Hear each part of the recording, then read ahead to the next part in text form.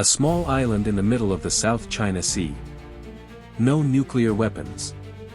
No massive army. So why does China insist on reunifying it at all costs?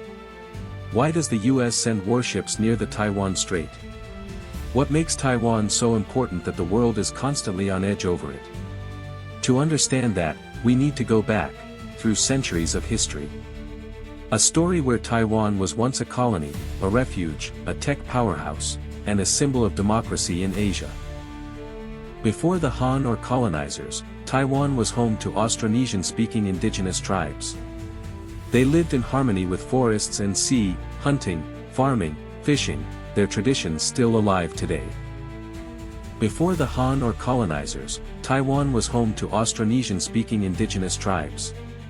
They lived in harmony with forests and sea, hunting, farming, fishing, their traditions still alive today. In 1662, Koxinga, a fierce, half-Chinese, half-Japanese general loyal to the fallen Ming dynasty, sailed across the Taiwan Strait with thousands of soldiers. He laid siege to Fort Zeelandia and expelled the Dutch after 38 years of colonial rule. There, on that tropical island, he established a loyalist base, not only to resist the rising Qing Empire, but also to plant the seeds of Han Chinese presence that would grow for centuries to come. After defeating the remnants of Koxinga's forces, the Qing dynasty officially annexed Taiwan in 1683. But to the Beijing court, the island was little more than a distant frontier, thick with forests and barbarian tribes. The empire made few investments. Still, waves of migrants from Fujian and Guangdong crossed the sea. They built homes, cleared fields, opened markets, and founded villages, slowly transforming the wild island into a place of settlement and trade. It was a time when Taiwan took on a Han Chinese face, yet remained on the outer edge of the empire's consciousness. In 1895, after China lost the First Sino-Japanese War, the Qing dynasty was forced to sign a treaty ceding Taiwan to Japan. The island entered a new era, as a model colony of the rising Japanese Empire. For nearly 50 years, Japan modernized Taiwan with railroads, hospitals, schools, and factories. But alongside development came cultural suppression. Japanese replaced Chinese in schools, Shinto rituals replaced local traditions. The people of Taiwan lived between two worlds, modernization on one side, and a quiet longing for identity on the other. The Chinese Civil War ended with a communist victory.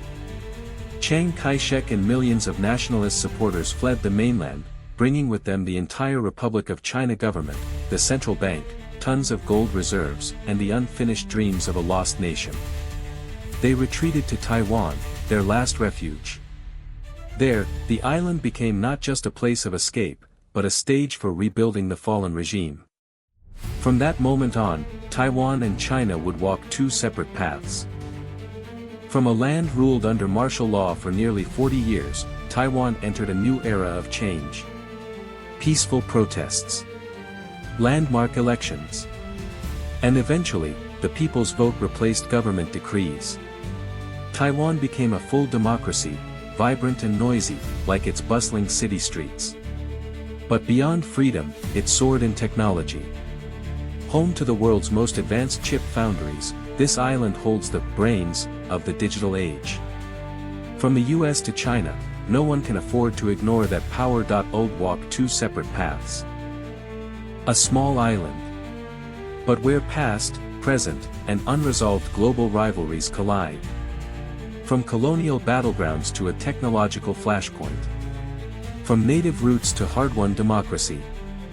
Taiwan's history has never been a quiet journey. And even now, the world holds its breath, waiting for the next chapter.